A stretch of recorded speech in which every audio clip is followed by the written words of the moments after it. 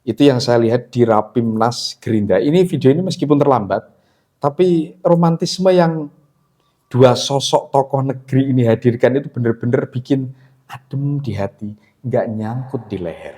Saya kok bisa rival kok menjadi sahabat itu bagaimana caranya? Ini Indonesia. Pak, waktu saya kalah, Bapak ke rumah saya. Ini momen ini mengharukan sekali. Simak video berikut ini. Tokoh-tokoh luar negeri selalu bertanya, kok bisa? Kamu kan 2 kali dikalahkan. Ini Pak, orang Indonesia, kita kalah, mereka ketawa Pak. Anak buah lagi ketawa. Lo kira enak kalah?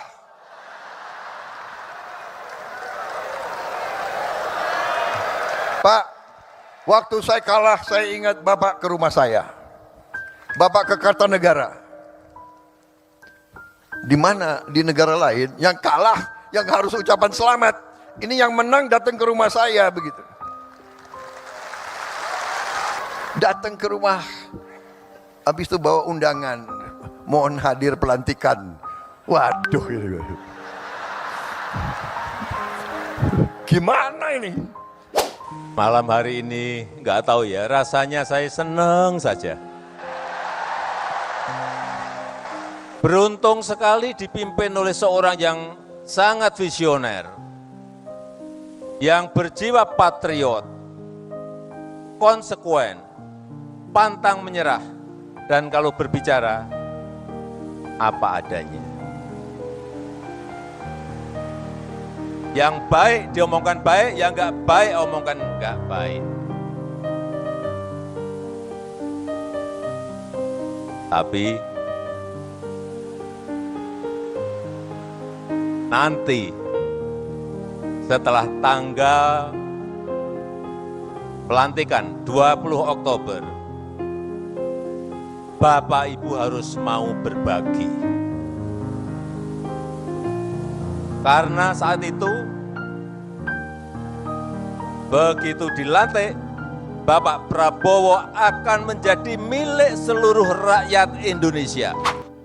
Ini keren sekali ya, ini fenomena yang seharusnya dicontoh oleh pemimpin-pemimpin negeri. Bukan hanya menjilat untuk mempertahankan status quo atau meraup keuntungan serta kekuasaan sebanyak-banyaknya tanpa memikirkan nasib rakyat.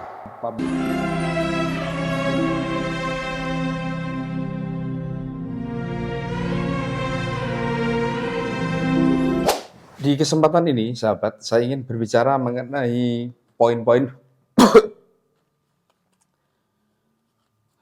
Kalau teguran masih batuk itu ngomong juga agak enak ya, tapi ayolah kita bicarakan inilah. Tetap akan bicarakan. Jangan berhenti bersuara, jangan berhenti menyuarakan kebaikan. Intinya begitulah sahabat ya. Jadi di segmen Santri Bertutur kali ini saya akan berbicara mengenai romantisme para pemimpin negeri ini. Itu yang saya lihat di Rapimnas Gerindra. Ini video ini meskipun terlambat, tapi romantisme yang dua sosok tokoh negeri ini hadirkan itu benar-benar bikin adem di hati, nggak nyangkut di leher.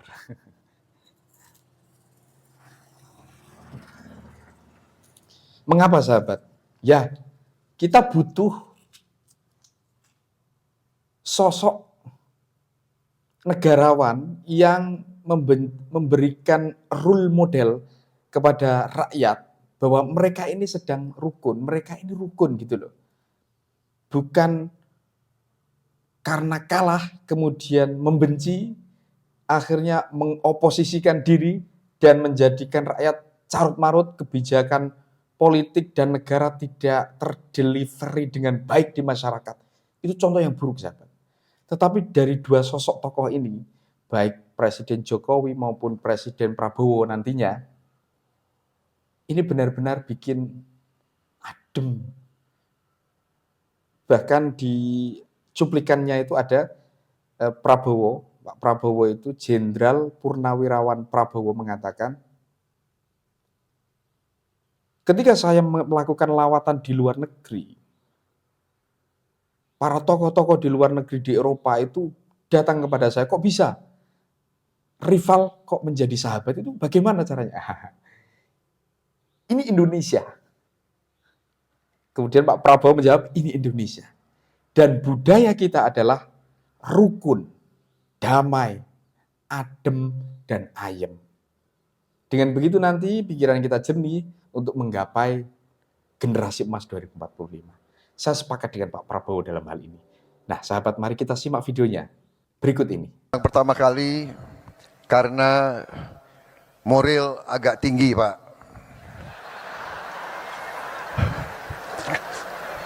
Jadi berani ngundang, Pak.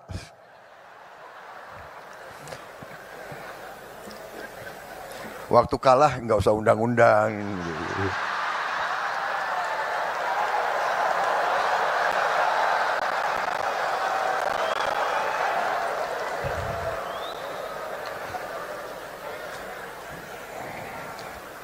Yang pinter Pak Surya Paloh, tahu aja siapa yang. Bapak-bapak sekalian, ini kehormatan besar saya membuat suatu acara dan kita mengundang semua partai. Tidak hanya koalisi kita undang juga semua partai non-koalisi.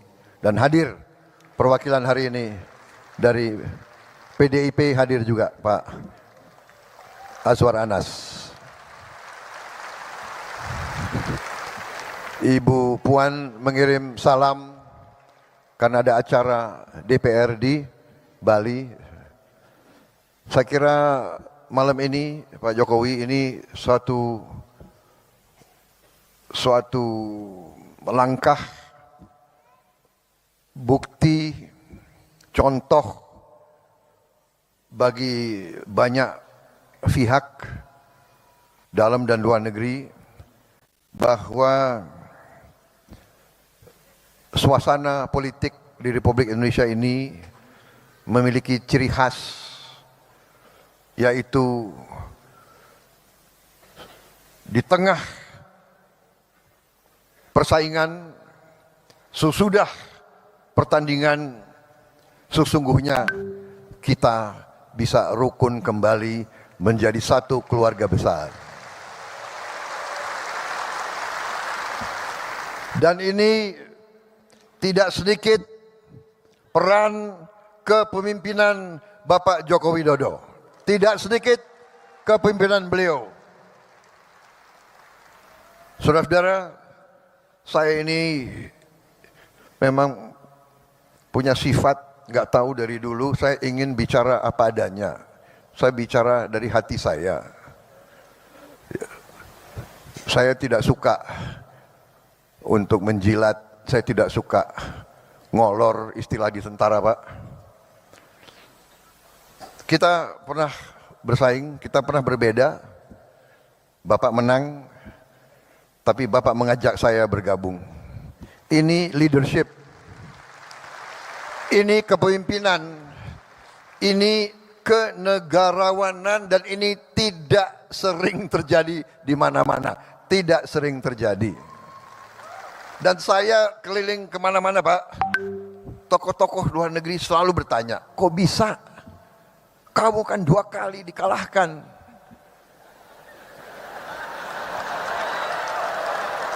Ini Pak, orang Indonesia, kita kalah, mereka ketawa, Pak.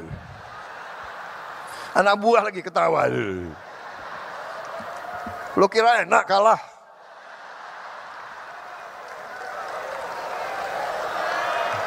Pak, waktu saya kalah, saya ingat Bapak ke rumah saya. Bapak ke Kartanegara. Di mana di negara lain yang kalah, yang harus ucapan selamat. Ini yang menang datang ke rumah saya begitu.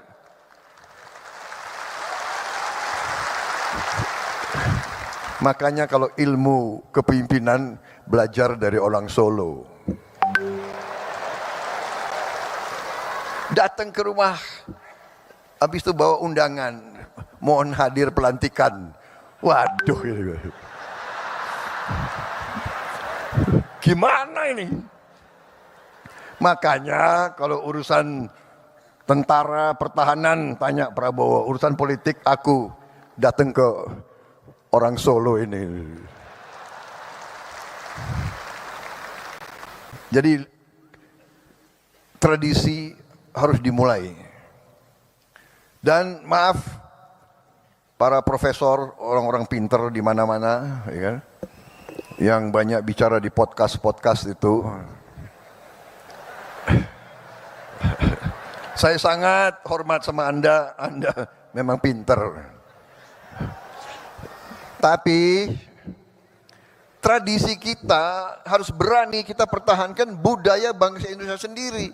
Budaya bangsa Indonesia, rakyat kita turun-temurun inginnya pemimpinnya rukun. Benar. Kalian suka enggak kalau pemimpin rukun kayak begini? Suka? Di kampung senang enggak rakyat teman-temanmu kalau pemimpin rukun seperti ini? Enggak apa-apa. Berbeda enggak apa-apa, ya kan? Ngeri-ngeri sedap. Saya kira video-video semacam ini harus disebarluaskan, sahabat ya. Setidaknya nanti ketika peralihan pemerintahan, masyarakat kita, generasi kita itu sudah standby untuk melanjutkan kepemimpinan yang baru. Ada beberapa hal-hal lucu yang Prabowo sampaikan, Pak, nanti hadir ya di pelantikan. Apa kata Prabowo? Waduh, ini lucu ya. Prabowo itu memang apa yang dikatakan Jokowi benar. Prabowo ini orangnya negarawan sejati, kalau menyampaikan apa adanya. Kalau suka dikatakan suka, kalau tidak suka dikatakan tidak suka. Dan kalau berbicara apa adanya. Yang baik diomongkan baik, yang enggak baik omongkan enggak baik. Tapi nanti setelah tanggal pelantikan 20 Oktober, Bapak Ibu harus mau berbagi.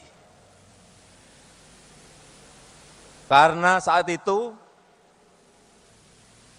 begitu dilantik, Bapak Prabowo akan menjadi milik seluruh rakyat Indonesia. Apalagi kalau sudah berpantun 1-2 cempaka biru. Itu andalannya di mana-mana, andalannya sih. Poin-poin pernyataan Jokowi dan Prabowo di Rapimnas Gerindra. Penutupan Rapimnas Partai Gerindra, ini saya ambil dari CNN Indonesia. Jakarta, CNN Indonesia, penutupan Rapimnas Partai Gerindra pada Sabtu 31 Agustus 2024 lalu dihadiri Presiden Joko Widodo dan Ketua Umum Prabowo Subianto. Dalam kesempatan itu secara bergantian keduanya memberikan pidato di hadapan audiens yang hadir. CNNindonesia.com telah rangkum poin-poin penting pidato Jokowi dan Prabowo di Rapimnas Gerindra. Jokowi, Prabowo sangat spesial. Jokowi mengatakan Prabowo merupakan sosok yang spesial. Ia menyebut sangat menghormati Prabowo. Keduanya merupakan rival di Pilpres 2014 dan 2019. Namun mereka bersatu saat Prabowo memutuskan masuk kabinet sebagai Menteri Pertahanan usai Pilpres 2019. Gokil ya. Sampai orang-orang Eropa mengatakan, kok bisa ya itu ya? Ini Indonesia, bukan Eropa, kata Prabowo. Selain itu di Pilpres 2024, Prabowo juga menggandeng putra Jokowi, Gibran Rakabuming Raka menjadi calon wakil presidennya. Apa kata Jokowi? Saya hanya ingin menyampaikan buat saya Pak Prabowo Subianto itu sangat spesial. Saya sangat menghormati Pak Prabowo, sangat menghormati, ucap Jokowi. Apa kata Prabowo selanjutnya? Jokowi dicubit, kader Gerindra yang merasakan. Dalam pidatonya Prabowo menyatakan seluruh kader Gerindra membela Jokowi. Ia meminta Jokowi tak meragukan itu. Prabowo mengucapkan terima kasih atas pengabdian Jokowi selama ini. Ia menyebut jika ada pihak yang mencubit Jokowi, maka seluruh kader Gerindra pun turut merasakannya. Terima kasih pengabdian Bapak sekian tahun. Jangan ragu-ragu Pak, kalau Pak Jokowi dicubit, yang rasakan seluruh Partai Gerakan Indonesia Raya, kata Prabowo. Yang lain itu mungkin hanya menjilat-jilat saja ya. Ya biasalah, partai politik.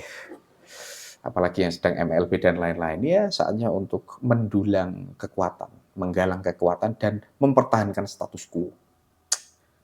1-2, Cempaka Biru. Selanjutnya, Prabowo akui kepiawaian politik Jokowi. Prabowo memuji kepiawaian Jokowi dalam berpolitik. Ia menyebut orang Solo sangat piawai dalam urusan politik. Ia menyinggung langkah Jokowi yang merupakan orang Solo menemuinya usai kontestasi Pilpres 2019. Kala itu, meski menang, namun justru Jokowi yang mendatangi Prabowo ke kediamannya. Mungkin sambil naik kuda kali ya. Oh iya, naik kuda ya seingat saya itu. Makanya untuk urusan politik datang ke orang Solo ini. Nah, itu disambut dengan gelak tawa dan tepuk tangan oleh orang yang hadir di Rapimnas Gerindra ini. Ini keren sekali ya. Ini fenomena yang seharusnya dicontoh oleh pemimpin-pemimpin negeri. Bukan hanya menjilat untuk mempertahankan status quo atau meraup keuntungan serta kekuasaan sebanyak-banyaknya tanpa memikirkan nasib rakyat. Sampai jumpa di Santri Bertutur berikutnya.